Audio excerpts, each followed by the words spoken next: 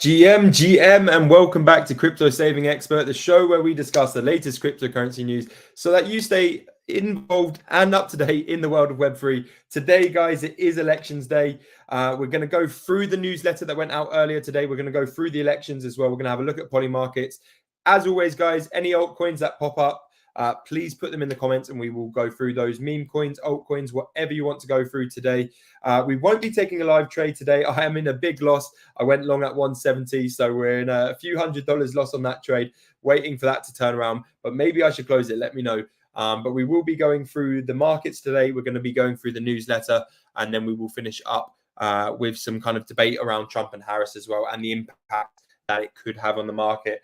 Guys, always good to see you in the comments. We've got Steve here. Nice to see you guys. Make sure to slap a like on the video as well. And if you're not already subscribed, please subscribe, guys. But let's head over straight to the markets. Not much movement across the board. We've got Bitcoin 68,600, Ethereum 2,437, Solana just above 160, XRP 50 cents. Wow, well, 51 cents if I'm being precise, but hasn't moved much from the 50 cents mark in a very long time. We've got Dogecoin still doing well. We've got Tron as well, kind of slowly falling down. Cardano also falling down the ranks. Let's have a look at the top gainers. There's not many from today. Let's have a look. We've got ApeCoin up 10%, Dogecoin up 7%, Shiba. Some of the meme coins. Near Protocol, we've actually got Elrond. If I know there's a lot of eGold holders in the chat as well, so if you're an eGold holder, let me know. $22 though, not great, is it? Bearing in mind that eGold was, it peaked at an all-time high of around 550. So really not looking good. I've still got a large bag of, well, it's not large financially. It was large, when it was at all-time highs. I've still got a large bag of Elrond eGold. I'm a little bit sentimental to it, but perhaps is the time. We've struggled with going over the resistance of around $30 for a while. It was hanging around $40. There's not looking like there's much movement there, although the community is strong. You go on Twitter, there's still lots of Multiverse X believers, eGold believers. So maybe there's something I'm unaware of. If you're an eGold holder, let me know in the chat, guys. Let's have a look at the losers here as well. We've got Rune, we've got Helium, we've got Ton. Ton is actually below $5. Down 5% today, almost 10% in the 7 days here. We've got Trust Wallet also down there, as you can see. But guys, let's head over to the newsletter from today. If you're not already subscribed to the newsletter, please go over to cryptosavingexpert.com and make yourself an account there, guys, as well. But as you can see, we have an advert from Decentraland, working with them currently, guys. So make sure if you get the email, please click on that link as well, because it helps us. But let's go down. Also, Stonksy, if you're not already trading on Stonksy, you're missing out, guys. Go check Stonksy out. But here we go. A busy week for Bitcoin. With the US presidential election occurring on Tuesday and a Federal Reserve interest rate decision on Thursday, it is set to be a busy week for the markets. So the Bitcoin outlook. So Bitcoin has suffered 6 red days in a row after Monday's candle close. This followed the failure to break the all-time high. However, it could also be depicted as a sign of de-risking by market participants heading into the US election today. From here, Bitcoin could flip the low time frame support resistance level and open the door to a potential rally. Still, with volatility expected over the next few days, a further drop is possible. So we're going to talk about the elections here as well. I will show you a video as well. I've just released a short video on YouTube. But let's have a look here. So it says Bitcoin has a history of rallying after the US election. In 2012, 16, and 20, Bitcoin witnessed a large upside move in the months after the event. With Bitcoin positioned very close to resistance, it could break out and begin a phase of upside expansion, mirroring the past price action. The only problem, I have with this point that we've made on the newsletter is, every 4 years we also have a Bitcoin halving. So is it a Bitcoin halving? Is it the presidential elections? It's a difficult one to tell. But let's head over to the video I wanted to show you that I've just put out regarding, the impact if Trump comes into power. So let me just play this in the start. Let me turn my volume up as well, and hopefully you guys can see that all good.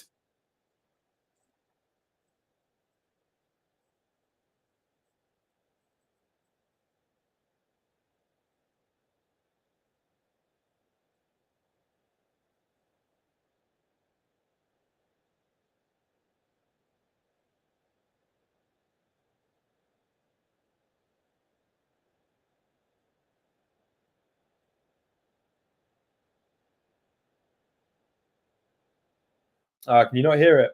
Oh, apologies, guys. I thought you'd be able to hear it. The sound is obviously not coming through. But there was one point I wanted to mention there. If Trump gets into power, is sack Gary Gensler. About bloody time.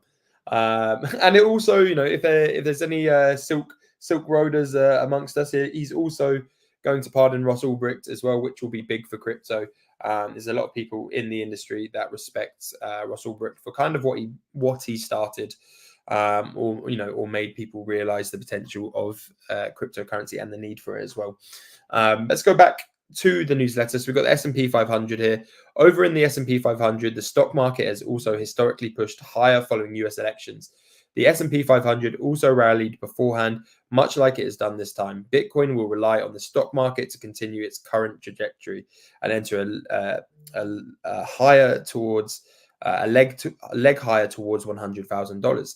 This could take the S&P 500 towards $6,000 if the trend remains unchanged. So if we go a little bit lower here as well, we can see some of the work with Stony. So the above image shows an example of Stony's indications. This particular chart was the 30-minute Bitcoin chart.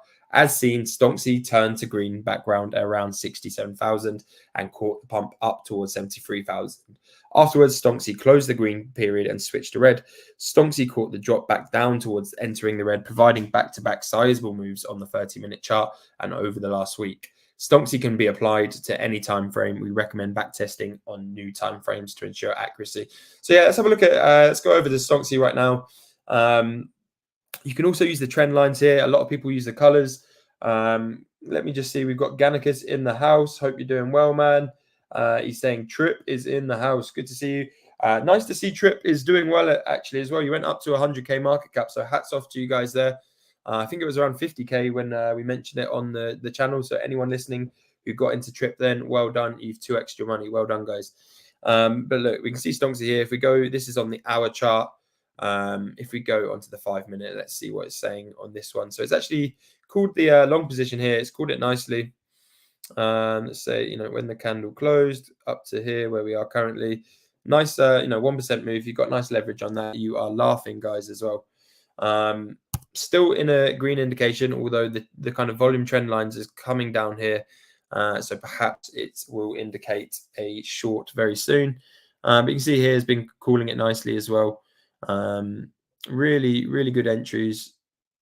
It's kind of up to you. Actually called it wrong here. If you look at this position, it called the position here, then actually went the opposite way over 1% as well. So it's not always correct, guys. But if you can improve, if it's 50-50 most of the time and you can improve that anyway by using an indicator, we like to think Stony's around the kind of 70 to 90%. Some people have back tested it to be 90% accurate as well. But I know a lot of you are using it, so let me know what you guys in the chat like, what time frame you like using as well. I find the 3-minute is a little bit too much. I like the 5-minute with Bitcoin. Some of the altcoins I will go for the lower time frames. They seem to be good, but 5-minute for me seems bang on, guys.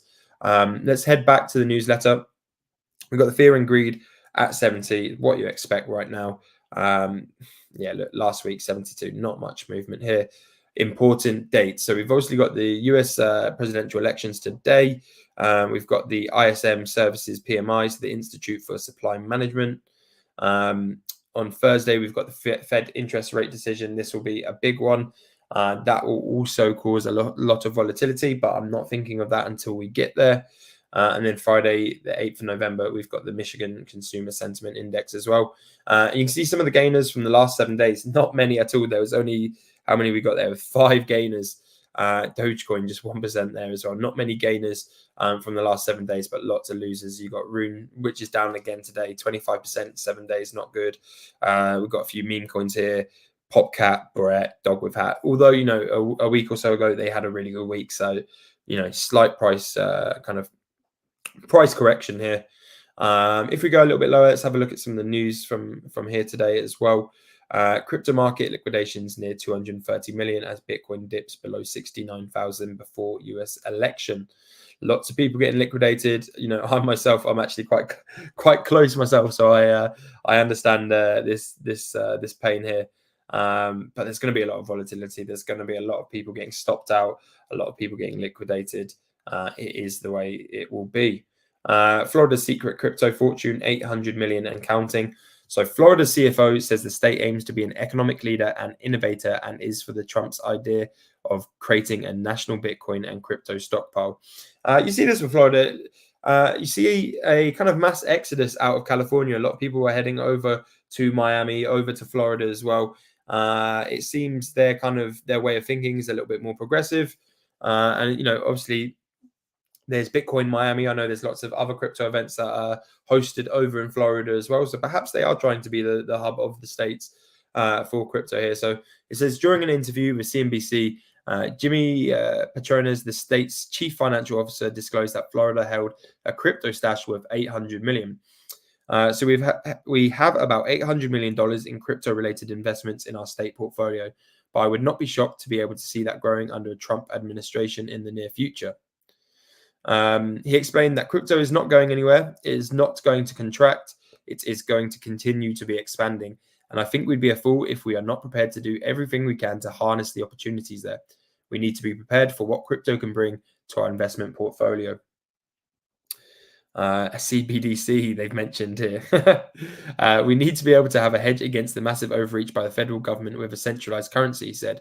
I don't want the federal government knowing that my son went to the grocery store to buy a bag of Doritos at 2:15 in the afternoon. So we need to have some protections in place, he added. Yeah, I think selective privacy is going to be big. We mentioned it on the stream before. Privacy within crypto is going to be huge coming, you know, in the future. And I think selective privacy is probably what they're going to end up with. Zcash has been doing well recently. Monero has not been doing so well recently. But I know a lot of stuff which is being built on Zcash. And it's one to check out, guys. If you want to check out a privacy coin, check out Zcash.